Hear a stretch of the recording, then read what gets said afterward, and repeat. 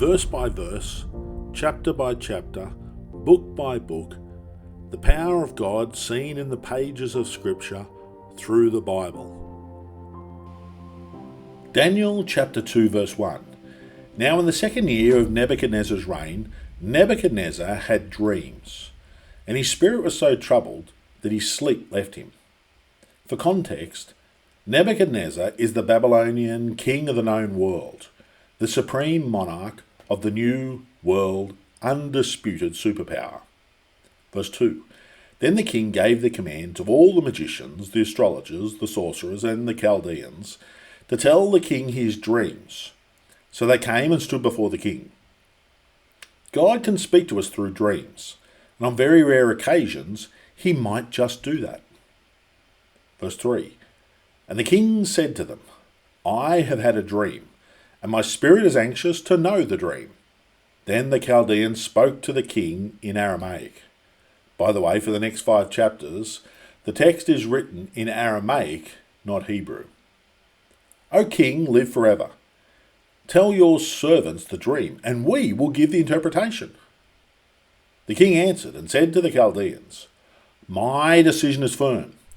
If you do not make known the dream to me and its interpretation, you shall be cut in pieces, and your houses shall be made an ash heap. How's that for an incentive scheme? Tell me what I dreamed, or I'll cut you in pieces.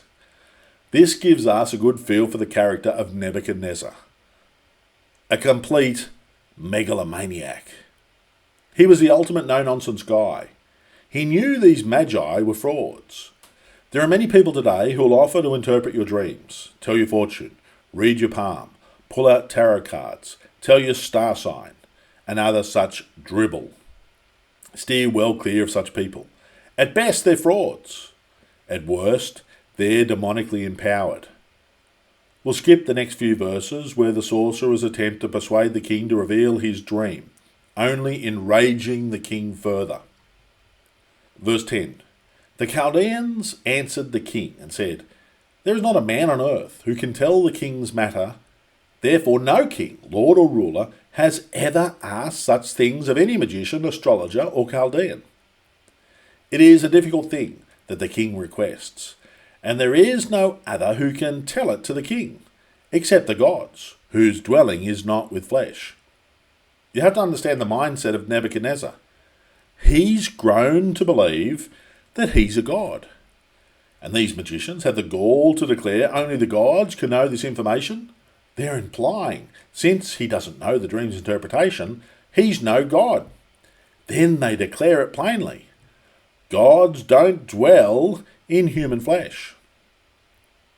Verse 12. For this reason the king was angry and very furious, and gave the command to destroy all the wise men of Babylon. So the decree went out, and they began killing the wise men. And they sought Daniel and his companions to kill them. Notice, this king had absolute power. If he commanded something, his words were executed, no matter how mad the command. Not only won't and can't my magi do what I ask, but they dare to embarrass me, all but stating I'm not a god. Verse 14. Then with counsel and wisdom, Daniel answered Arioch, the captain of the king's guard, who had gone out to kill the wise men of Babylon.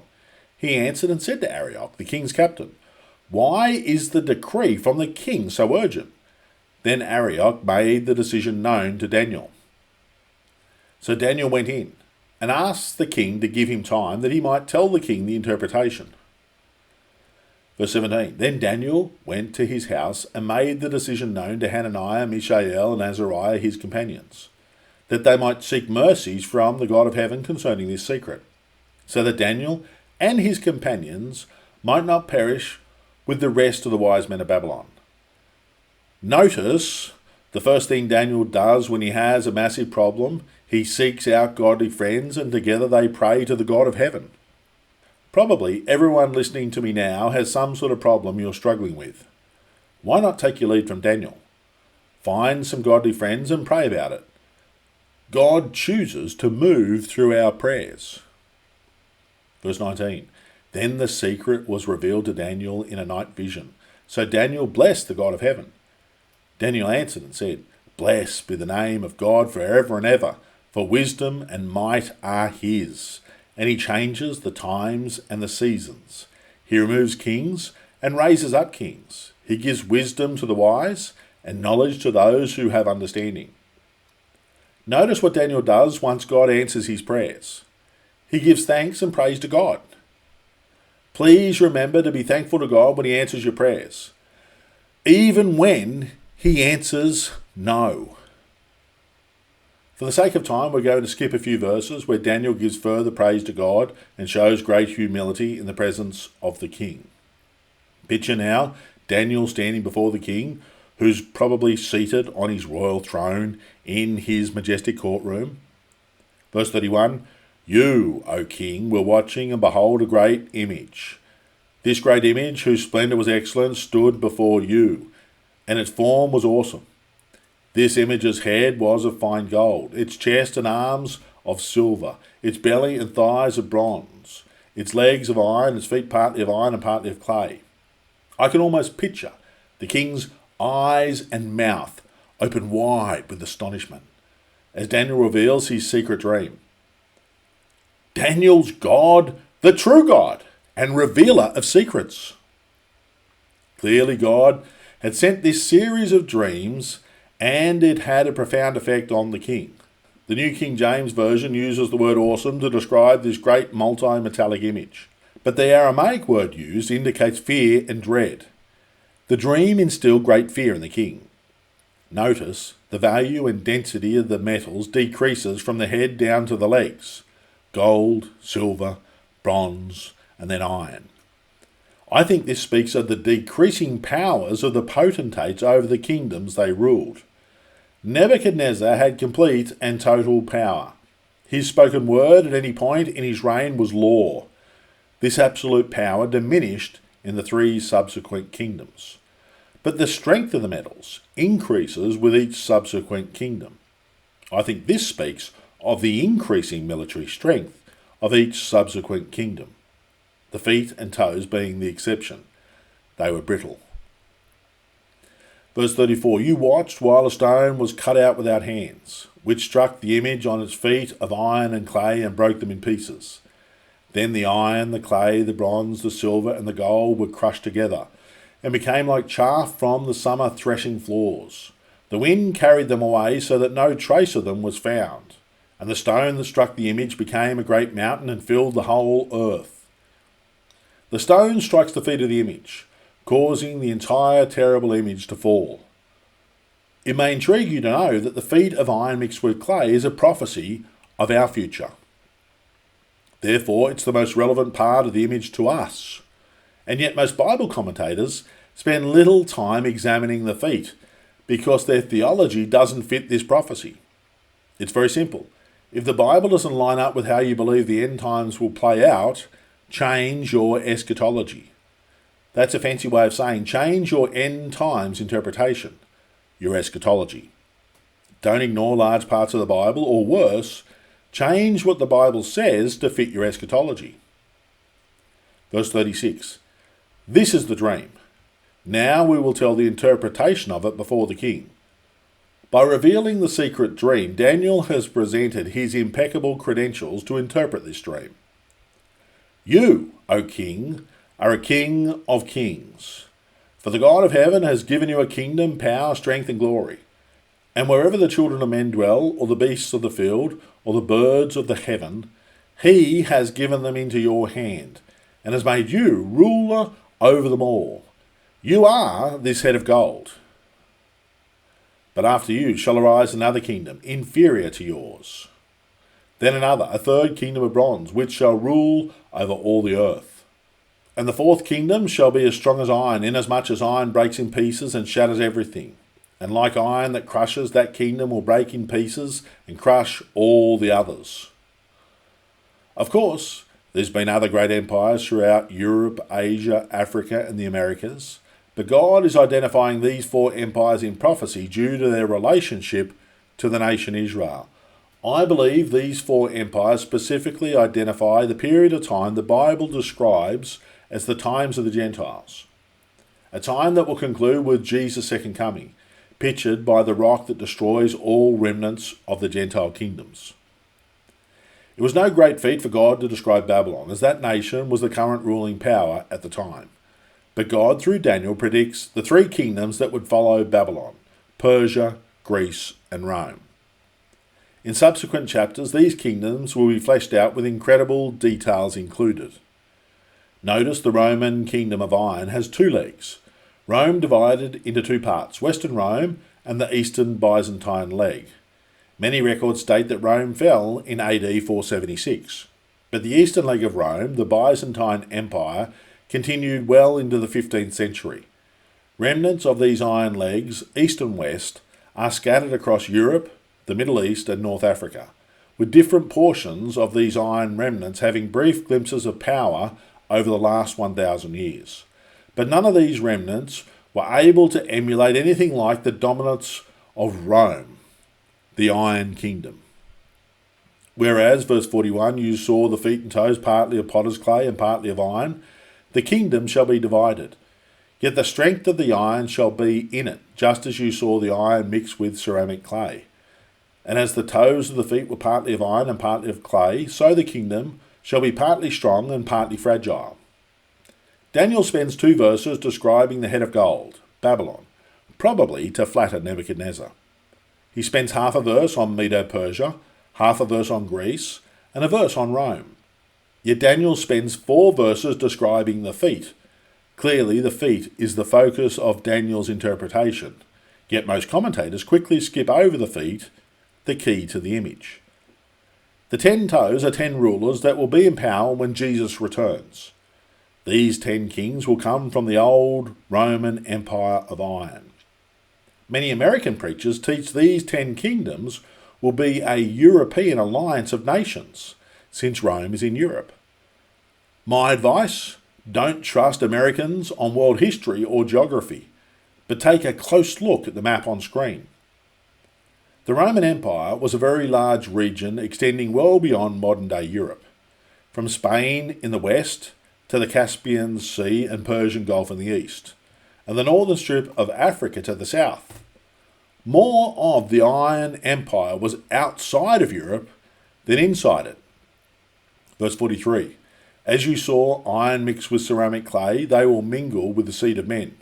Daniel is still describing the toes. But they will not adhere to one another, just as iron does not mix with clay. And in the days of these kings, the God of heaven will set up a kingdom which shall never be destroyed, and the kingdom shall not be left to other people. It shall break in pieces and consume all these kingdoms, and it shall stand forever. Rome gradually fell apart, piece by piece, over centuries, breaking up into smaller provinces. The feet and toes are the final reconstitution of the old Iron Empire. Rome Part 2, the final form of the final kingdom of the times of the Gentiles. The feet and toes are partly strong and partly weak. They have some of the old Roman strength, but also a fragility. Well-meaning Bible students got excited over numerous economic and political alliances in Europe in the 20th century.